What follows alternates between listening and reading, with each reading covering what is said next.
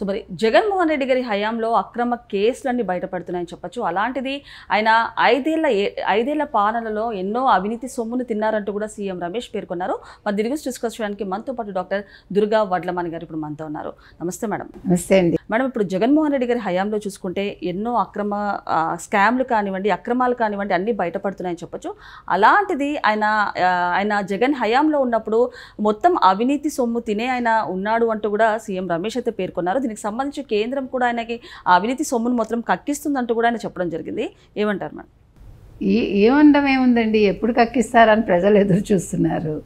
కాబట్టి కేంద్రం సీరియస్గా తీసుకోవాలి. ఇప్పటికే 1 year దాటిపోయింది కదా, ప్రజల్లో చాలా అసహనం వచ్చేస్తోంది. ఏంటి ఇంకా తేలటం లేదు, మద్యం కుంభకోణం 100 కోట్లకి అంత హడావిడి చేశారు, ఇక్కడ ఎన్ని వేల కోట్లు, ఇంకా ఎన్ని వేల కోట్లు బయటపడుతుందో తెలియదు. సో ఈ నేపథ్యంలో ఇవాళ సీఎం రమేష్ అనే ఆయన ఈ మాట అన్నారు. కేంద్రం దృష్టి పెట్టింది, ఈడీ, ఎన్ఫోర్స్మెంట్, సిబిఐ అన్నీ కూడా రంగంలోకి దిగాయి, జగన్ని త్వరలో దోషిగా నిర్ధారిస్తాయని. మంచిదే నిర్ధారిస్తే, ఎందుకంటే తప్పు ఎవరు చేసినా తప్పే. అది పాత ముఖ్యమంత్రి లేకపోతే మరొకళ్ళ కాదు కదా. ఇప్పుడు ముఖ్యమంత్రిగా పని చేయాల్సింది మీరు ప్రజల కోసం.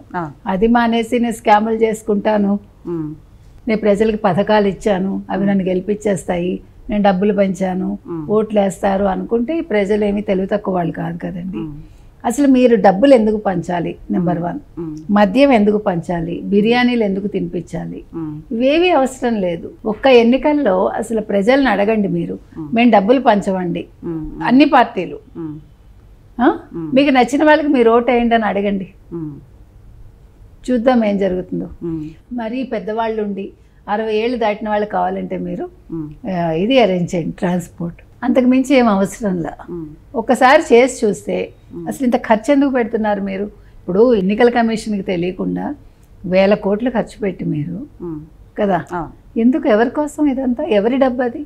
అసలు ఇవేమీ లేకుండా ఒక వ్యక్తి ఎన్నికైతే మాత్రం నిజంగా ప్రజాస్వామ్యం గెలిచినట్టప్పుడు. ఒక్క ఎన్నికల్లో 29 ఎన్నికలు ఆ రకంగా జరిగితే బాగుండండి. మరి ఏమవుతుందో మనకు తెలియదు మేడం. ఇప్పుడు అక్రమ డబ్బులు అంటే కనుక ఇప్పుడు చూసుకుంటే సులోచన ఫామ్ హౌస్లో 11 కోట్లు అయితే బయటపడ్డాయి.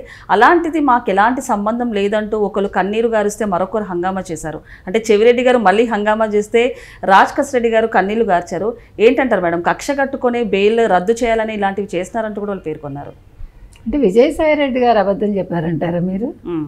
ఇప్పుడు విజయసాయిరెడ్డి గారికి అబద్ధం చెప్పాల్సిన పని లేదుగా. ఆయన చాలా ఓపెన్గా ఏం చెప్పారు, మొదటి 3 మీటింగ్స్ మా ఇంట్లో జరిగాయి అని చెప్పారు. అక్కడ అబద్ధం చెప్పచ్చుగా ఆయన.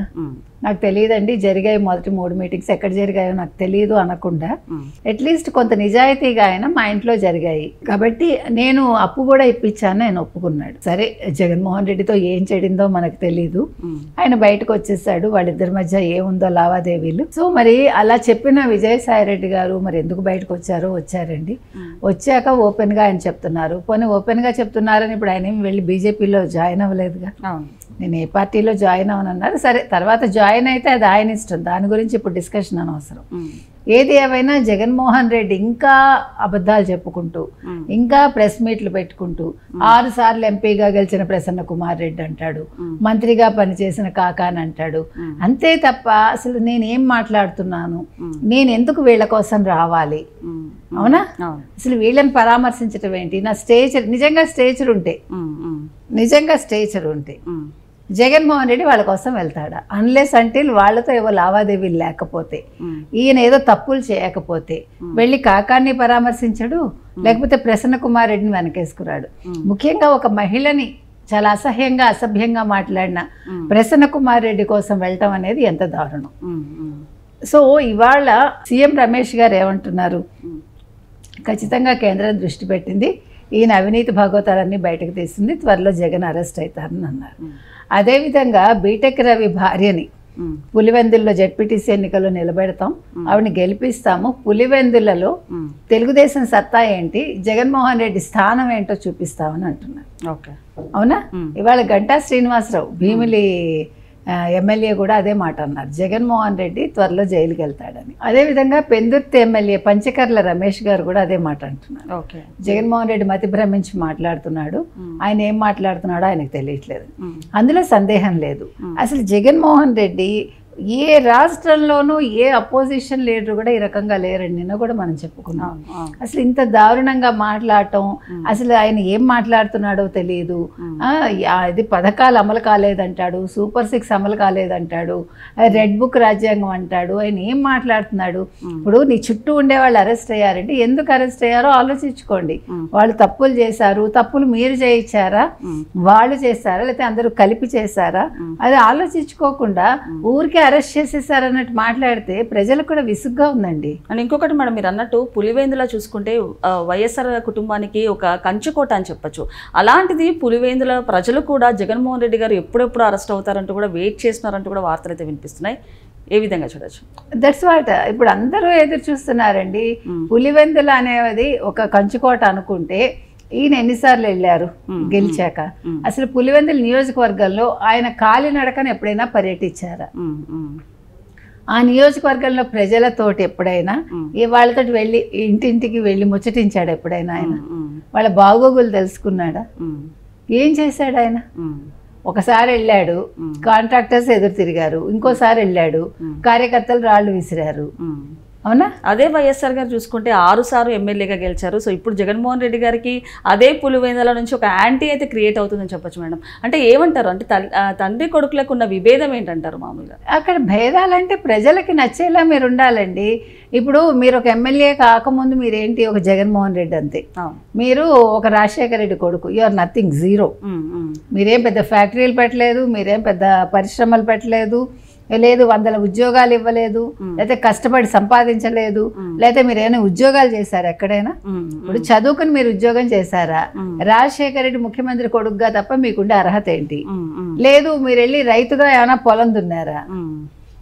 దున్నలేదుగా. నడిచి ఎప్పుడైనా ఒక 1/2 కిలోమీటర్ నడిచారా మీరు ఎప్పుడైనా మీ జీవితంలో? లేదు కదా. ఎప్పుడు ఒక నవ్వు నవ్వడం, ఒక ఇది ఎప్పుడు చూసినా కంప్లైంట్సే. ఇప్పుడు మనిషి సంతృప్తిగా ఉండాలి, సంతోషాన్ని పంచాలి, ఆ రెండూ లేవు ఆయన దగ్గర.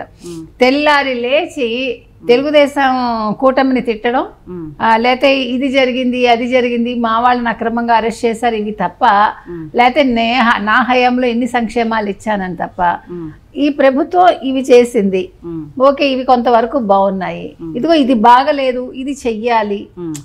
ఒక అపోజిషన్ లీడర్గా కావాలంటున్నారు కదా మీరు. కావాలన్నప్పుడు మీరు చేయాల్సిన పని అదే కదా. అవునా? మరి ఎందుకు చేయరు ఆ పనులు? ఇదేంటండి ఇది? అసలు అపోజిషన్ లీడర్గా నిన్న చూసారా, సింగపూర్ వెళ్ళొస్తే దాని మీద ఇంత పెద్ద ఆర్టికల్ సాక్షిలో, అన్నీ నెగిటివే. చంద్రబాబు వెళ్ళొచ్చారు, అన్నీ ఫెయిలు, ఇది సింగపూర్ వాళ్ళు ఇక్కడికి వచ్చి వాళ్ళు ఏమి చేయనంటున్నారు, వాళ్ళు పార్ట్నర్షిప్ తీసుకోని అంటున్నారు. ఇవా మీరు రాస్తారు? అంటే ఒక రాష్ట్ర అభివృద్ధిని కాంక్షించే ఏ లీడర్ అయినా ఇలా ఉంటాడా? మీరు ఎందుకు పెట్టుకున్నారు మీడియా పెట్టుకుని మీరు చంద్రబాబు నాయుడిని తిట్టడం కోసం రాష్ట్రాన్ని మీరు అతలాకుతలం చేయాలని, లేకపోతే రాష్ట్రంలో అభివృద్ధి జరగకూడదని, ఏ పెట్టుబడులు రాకూడదని మీరు బిహేవ్ చేస్తారు. సో అక్కడ అంటే రాష్ట్రంలో ఉండేవన్నీ కూడా పంపించేశాడు బయటికి. పంపించేసి ఉద్యోగాలు కూడా పీకేసి కొత్తగా ఉద్యోగ కల్పన ఉండదు, ఉన్న ఉద్యోగాలు ఉండవు, ఫ్యాక్టరీలు రానివ్వడు, సంక్షేమాలు అంటాడు. మొత్తానికి రాష్ట్రాన్ని ఒక అధపాతాలకు నెట్టేసి వాళ్ళ జిఎస్టీలో చూడండి, కావాలంటే ఏప్రిల్ నుంచి జూలై లోపు ఇవాళ 12% అభివృద్ధి కనిపిస్తోంది ఈ ప్రభుత్వం వచ్చాక. ఆయన హయాంలో అది లేదు. అంటే ఏడాది కాలంలోనే ఇంత వచ్చిందంటే ఇవాళ ఎంత కట్టారు రకంగా జిఎస్టీలు. కాబట్టి రాష్ట్రం అంటే ఇలా ఉండాలండి. జగన్మోహన్ రెడ్డి ఇప్పటికైనా కళ్ళు తెరిచి ఆలోచిస్తే కొంచెం ఆయన ఒక అంటే అపోజిషన్ లీడర్గా కాకపోయినా ఒక ఎమ్మెల్యేగా ఒక గుర్తింపునైతే పొందుతాడు. ఓకే మేడం, నమస్తే. Thank you.